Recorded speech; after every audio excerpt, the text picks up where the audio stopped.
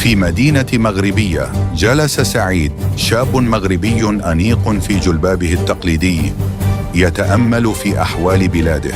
تساءل: لماذا نبقى صامتين أمام الفساد؟ لماذا لا نجتمع على كلمة سواء؟ عاد إلى منزله وكتب منشوراً على وسائل التواصل الاجتماعي: التغيير يبدأ بنا، فلنتحد ضد الفساد. انتشر المنشور بسرعة وأثار نقاشاً واسعاً بين الناس. بدأ سعيد وفريق صغير من أصدقائه بتنظيم لقاءات في الأحياء والأسواق، يتحدثون عن أهمية الوحدة والعمل الجماعي. لكن التحديات لم تتأخر، واجهوا ضغوطاً وشائعات، إلا أن إيمانهم بالتغيير كان أقوى. بعد أشهر من العمل، نجح سعيد في تنظيم تجمع كبير تحت شعار: الشعب يد واحدة ضد الفساد. اجتمع الآلاف وارتفعت الأصوات مطالبة بالعدالة والإصلاح.